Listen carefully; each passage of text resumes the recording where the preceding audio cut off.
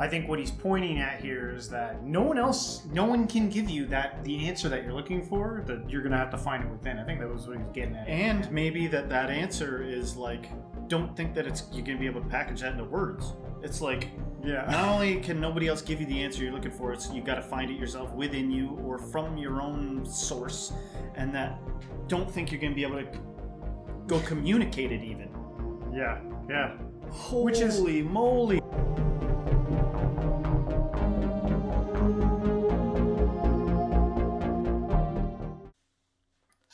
All right, mystics and fellow truth seekers, James and Justin, back at it again with another reaction video. We're diving into our request bin, and we were asked to do anything pretty much done by Krishnamurti. So I went to his YouTube channel, and I found his most popular video, which is called Does God Exist? Big giant question out there, still even to this day. So I thought this would be a good one to do a reaction on. And I'm guessing here that Krishnamurti is dead because this video is in black and white, and he looks like he's 80 in the video. So maybe you can let us know in the comments. But with all that said, I guess we'll just get right into it. I think I know who this is. The guy, right? Kindly give a straight reply. Does God exist or not? Yes or no? If yes, how best to realize Him in this life? It's a lovely question, isn't it? I've seen this guy. Kindly give a straight reply. Does God exist or not? Yes or no? If yes, how best to realize Him in this life?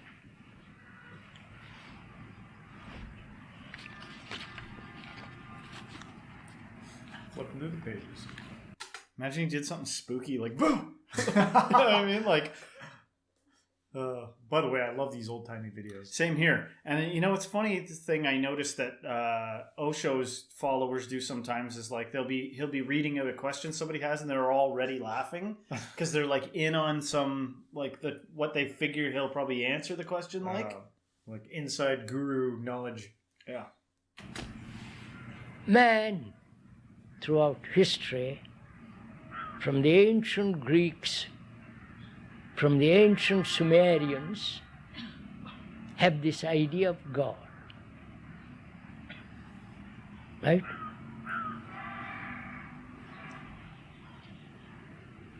I'm not at all sure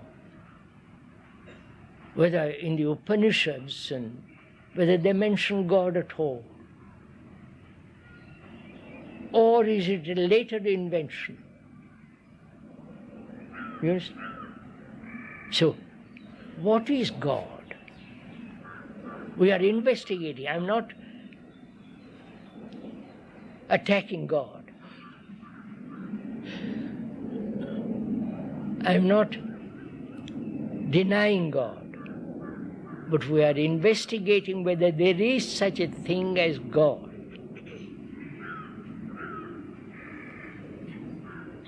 Who invented God? Did God invent us? Did God create us? Right? God, who is omnipotent,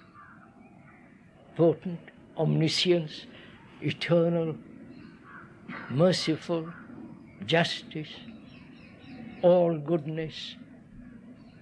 Right? That's your concept of God. And if you say He has created us, then we are part of His image. We are. If you're new to watching stuff like this, I find it sometimes very hard to you got to stay laser focused on these guys. Yeah. You really got to care what you got to say. I'm not even going to lie to you. I was zoned out on the optics of it. I was like, this is so freaking fascinating to look at. Imagine this was AI generated. My mind was elsewhere. It was. Yeah, you really gotta hone in to try to get and he's got that classic guru style where it's slow and methodical, and poses all the questions and you think of people in this day and age now are like, I just want the information quick, just spit it out, give it to me. Yeah. Like, so, this is what you got to go through sometimes. This is the hard work. You got to sit and listen if you really care. If you really care. Well, I guess, but at the same time, I don't know. Like all kinds of questions get raised. You've seen people like this in real life. You've seen really slow talking people. I find it relaxing sometimes. Like I can literally watch Osho and get into like a zenned out state, and I feel like I want to talk maybe real slow. There could be all kinds of different reasons for that. Like it does beg to reason. Like if you were, why can't you talk fast? Why can't you be like, the answer's no, you're God, or whatever the answer is. Yeah. Why can't you do that? Is it because it's, we're dealing with but mere humans here, and they actually need you to talk real slow and hypnotize them for them to grasp what you're saying? Yeah. I don't know, man. Yeah. But it's still, I am fascinated by this. I'm fascinated by the way this guy looks. I'm fascinated by the way he talks, that hut that he's in or whatever the heck we're looking at. It's interesting. I want to hear more of what he says. All right, here we go. Part of him, that is, we are omniscient, generous, loving, right? And eternal. Right? Are we? Or we think we are. You understand my question? If God created you, He must be an extraordinary entity. Because He wants you to lead a terrible life. Holy crap, I'm enlightened right now. It's happening. Don't be disrespectful. I'm not being disrespectful. Those who have a mind know that I'm not being disrespectful. I'm just playing. I was just thinking right then too that I've seen things where people go, why is he talking so slow? Like about Osho or something. And they're like, well, you see, his nervous system is set up now because of how deep his enlightenment is. It takes, he's got to like bring himself back into the physical to spit out words and like actually handle thoughts and stuff. Like they'll like have an explanation as to why Osho talks slow. Like as if you can have an explanation. Yeah. Yeah, you know what I'm saying? I hear what you're saying. It's very easy to consider my behavior as being crass or disrespectful. I'm not trying to be. I'm just trying to be a human in reference to a guy that looks like a ghostly apparition staring into the camera, talking to us. That's very fast. Across time. I'm trying to hone in on what he's saying here. You understand my question? If God made you, why are you like this? You must be extraordinary human beings, mustn't you? Beautiful, full of joy, excitement, full of delight. But you're not. So either you have created God or God has created you. But if you examine very closely, you have created God. Right? In India, I was told there are about 300,000 gods and more. You say, huh? Every local person has his own God. So, sirs, we have created God. See the irony of it. Thought has created God, and then thought worships the image which thought has created, which is to worship oneself and call it God. You understand all this? The better part of you is God, right? I wonder if you understand this. First of all, let's be clear. Have you created God? The local gods round the corner? Or the local god in Rome or in Tirupati or wherever? You have created them, haven't you? Huh? You're so very uncertain, aren't you? So frightened. If you say we have created, then you are scared stiff. I think the truth is probably frightening for a small ego. I think like the truth of what he's getting at here, it's like in that Aaron Not a Abke small ego, a big ego. Yeah, it's like in that Aaron Abke video we just watched where he's like talking about people that are religious shedding their religiousness, and it's like no, it's not that it's not that it's not true, it's that it's more true than you can believe. Yeah. And I think there's something that's like you're playing with a little bit of like, oh my God, what's going on here? Am I manifesting all of reality? And right as he's saying that, I'm remembering a drawing I used to draw. I used to draw this picture and write TV. Like I was like, there's TV within TV. I don't know why I can't let go of this idea of TV within TV. We're literally on your damn TV looking at a mini TV inside of a TV. It like manifested. And I bet you if you look at your own life, you'd be shocked to realize the types of things you manifest. Yeah. Like a god. Yeah. You know? This guy's the perfect spooky guru, man. Let's keep watching. I feel like an episode of Scooby-Doo. Because you have created out of your fear that. Out of your fear, you want security. Right? You want safety. You want to feel there is somebody looking after you. Because you are afraid. You follow? So you create that and then worship that. Just see what you are doing. Going to Tirupati and putting all your money in the bag. Do you think God wants your money? So look at it all.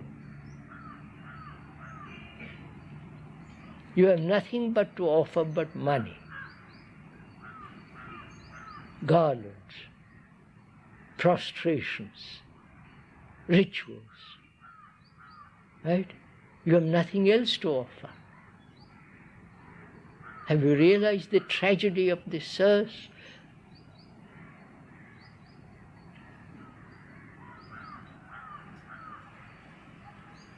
If you love, not God, that's very easy to love God. Because it's so an abstraction, it has not much meaning. But if you loved, that very love is God, that very love is sacred. You won't go outside to look for God. You understand all this earth. And the questioner wants to know, if I believe in God, I don't.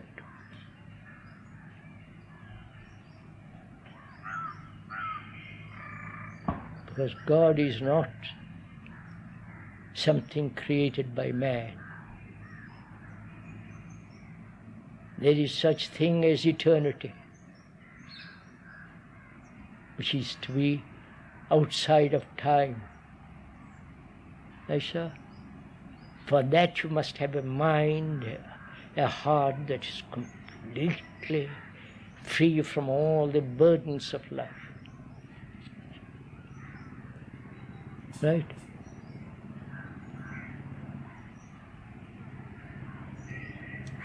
Is he making like a subtle other point here? Like, is he? I think so. I was instantly reminded of that like parable about the atheist that went to Buddha and asked him whether or not he believed, is there God? At the end of his life, he was freaking out because he didn't know if he made the right decision being an atheist. And Buddha said to him,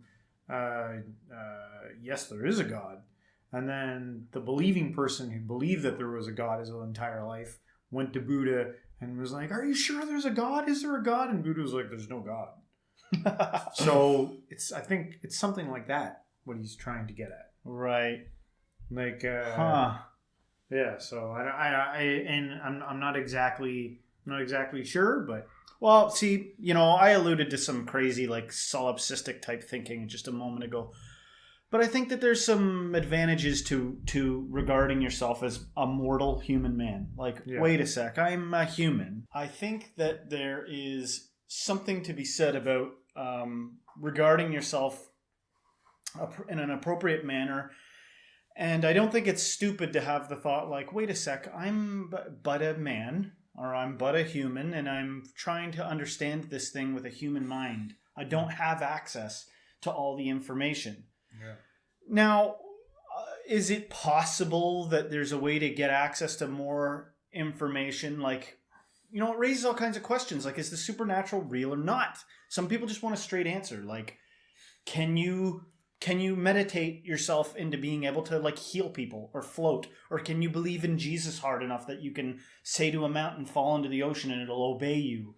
Can you get powers? Is there a God, and are we just humans, looking at something eternal? Or are we collectively, like, co-manifesting this universe and secretly gods in disguise? Is that not the crux of what we're...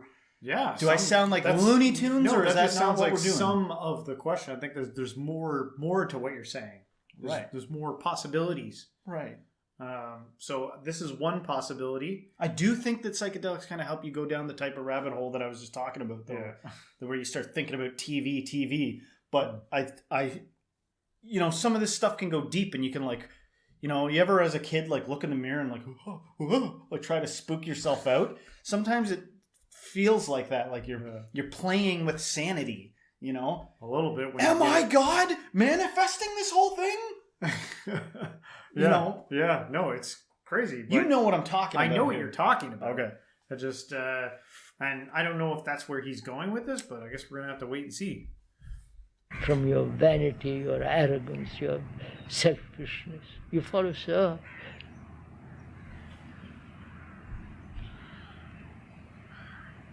And we say, well, I'm not capable of it. Tell us what to do. You're back in the cycle.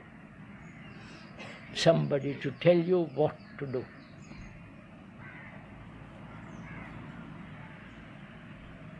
So you are in a jungle, you have to walk through it by yourself. Right? And for that you need vitality and vigor and strength. Not in belief in God, in goodness.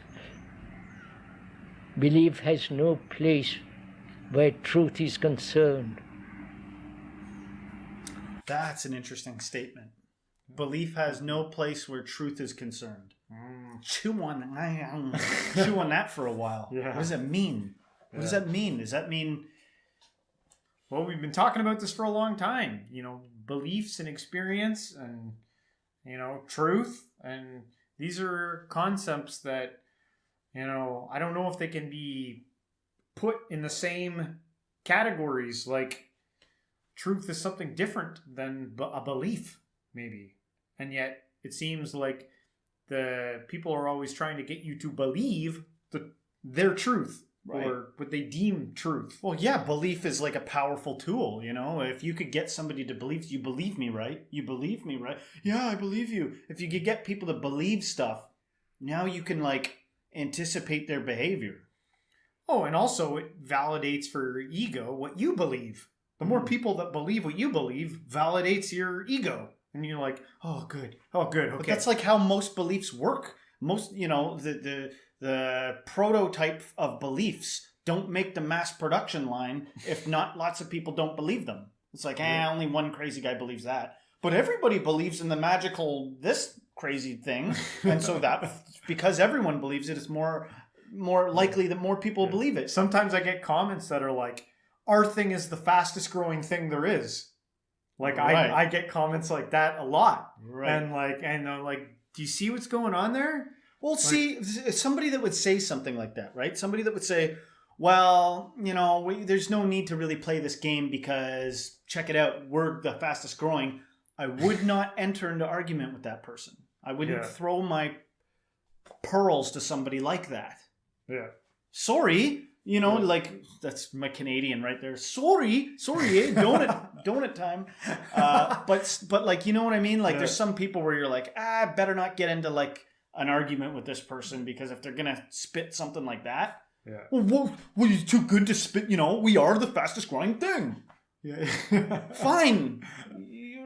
So it means you can't even hear what I'm saying. Do numbers mean that something's true? Well, do the amount of people that believe a certain thing make it true? Let me like humor that for a sec. Let me, instead of being a fool and just only criticizing it, let me build a steel man for that type of thinking. I guess it does make sense that if there's more people collectively believing something, that's not a fringe group of people. That's not like some small sect of insane people. That's a bunch of, I trust these people. They're hardworking people and they all tend to believe it too. It actually does make sense. I just think it's orders of magnitude less of a significant, dawning, advanced realization than somebody that sees the limits of something just because a bunch of people believe it.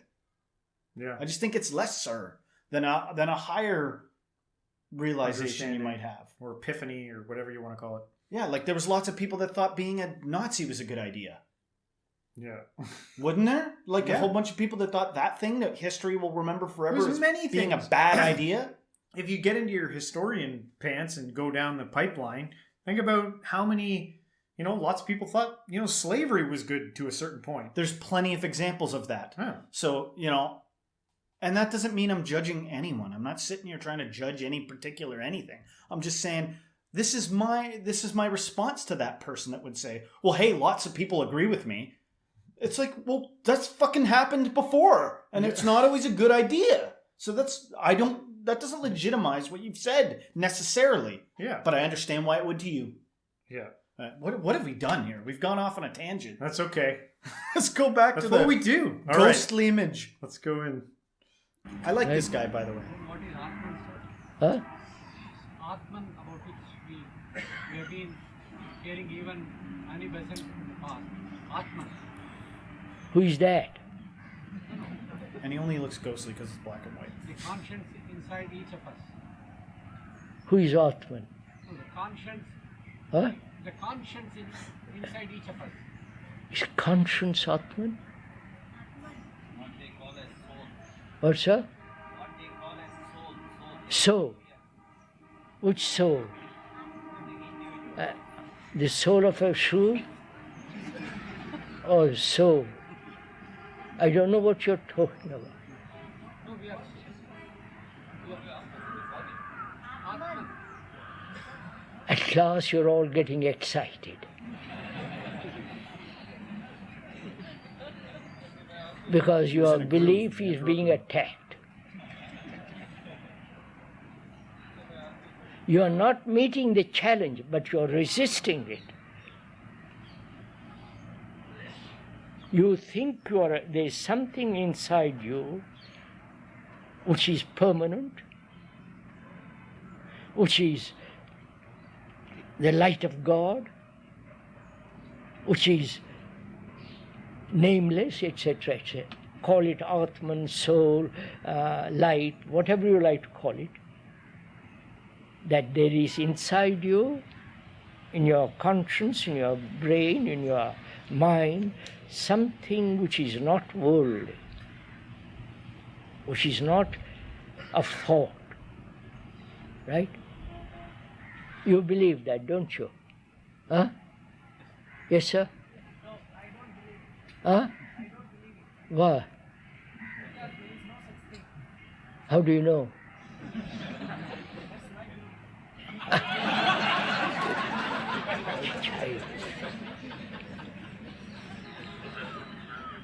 Just believe, believe, believe. What kind of brains have you, sirs? What's going on Don't you here? want to find out? Don't you want to investigate into the truth of this matter? Whether there is soul, Atman, whatever you like to call it, don't you just believe what? If you believe, what value has it? See, suppose I believe I've got Atman or whatever it is, super Atman, I'll call it. I believe in that. And what value has it? In my daily life, what part does it play? Oh, that's just such a brilliant, good point. What? Oh, the idea of belief and what value does it have, right? There's lots of different ways of looking at that. Yeah. You know, like, oh, I've got what he's talking about now. What did he call Atman? Yeah. Like, there's a value to me if I find peace. If I get to a place where I feel like I'm in a spiritually good place and I've got like peace, it's like, that's a value. It brings up the question, what's value? Yeah. Are there people that join belief systems because now they all do business with each other? Yeah. Oh, definitely. So that's like a material value. Yes. You could get down into the nature of what value is, right? Yeah. And how beneficial it is, to what degree, all that stuff.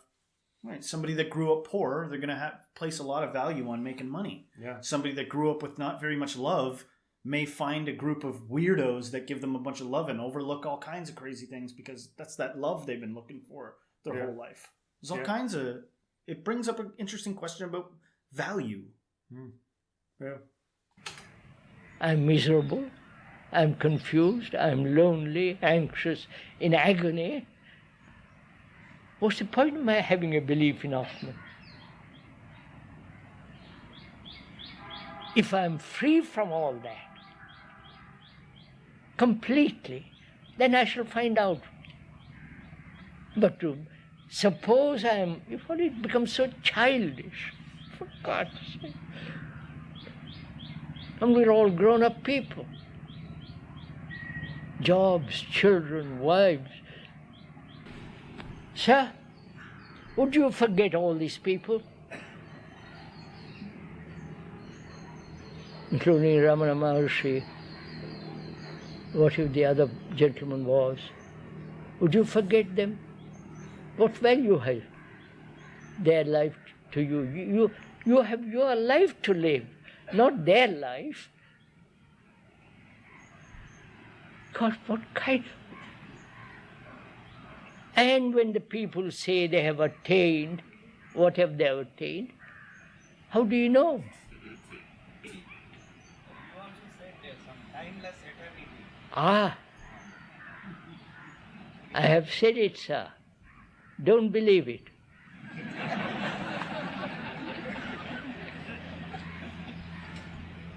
That's not fair. It's not fair, I know. It's not quite fair. But, sir, just listen.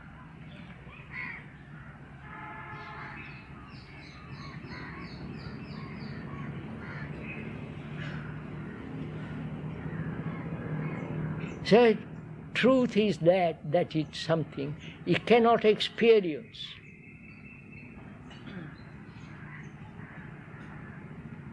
It cannot be told to you. Word is not that. But if you live on words, it's that. You understand? The word is not that. Like the word tree is not the tree. I can describe eternity, blah, blah, blah. But the word is not that. But we are satisfied with the word. Right, sir? You love with your heart, with your mind, with everything that you have. You love somebody. And you tell me of that love. And I accept the words, but have the flower isn't there, the perfume isn't there. You see, sirs,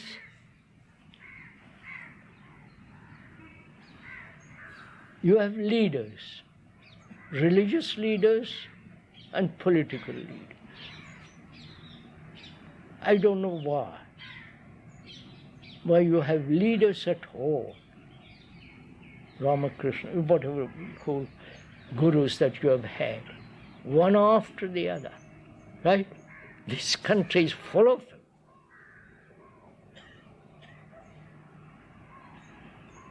And why do you follow?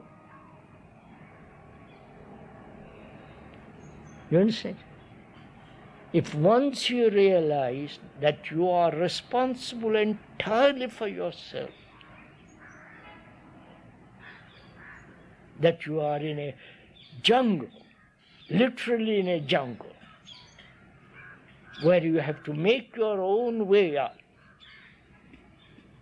There is nobody to lead you. Then you forget all this. The examples, the books, everything, because you've got vitality, strength to go through. But the moment you depend on leaders, you become weak. If once you realize it in your heart, not just intellectually, then you are a man, human being, free to walk straight. I feel like he's tapping into that idea of like taking personal accountability for yourself. I stopped it there and there's only like 10 seconds left, so let's just finish that and I'll finish what I want to say. But we don't want all that. So it's so simple when you think of it all. That guy's a trip. Know what I'm saying? He's that guru type that like asks, like poses a million questions for you, and really, I think what he's pointing at here is that no one can give you the answer that you're looking for. That you're gonna have to find it within. I think that was what he was getting at. And maybe that answer is like, don't think that you're gonna be able to package that into words. It's like, not only can nobody else give you the answer you're looking for, it's you got to find it yourself within you or from your own source, and that don't think you're going to be able to go communicate it even. Yeah. Holy moly. Which is also like, it's not like we haven't heard that type of thing before. It's just packaged differently, right? Yeah. And so I think that's kind of the role that teachers and gurus play, is that they're like, they'll never be able to give you the thing that you're looking for, but they're just pointing you. These little clips of these gurus that we look at, it's like a little window into a fake world or something, you know, where you have guys that look like Yoda that, you know, talk nicely in groups of, you know, hippies looking at them, you know. It's like a false world, because is that the reality? When I get out of here, when we shut shop down, our studio down, and I go and get into my car in a gray, you know, muted palette world, you know, and drive down the street and it's gray out because it's spring and the plants haven't even fully bloomed yet. You know what I'm saying? Where does the psychedelic... That guy's a trip, man. That guy was a trip to watch. I feel like I'm on drugs watching him. Yeah. And then, I don't think everyone can even listen to that. No, I'm sure there are plenty of people that are like...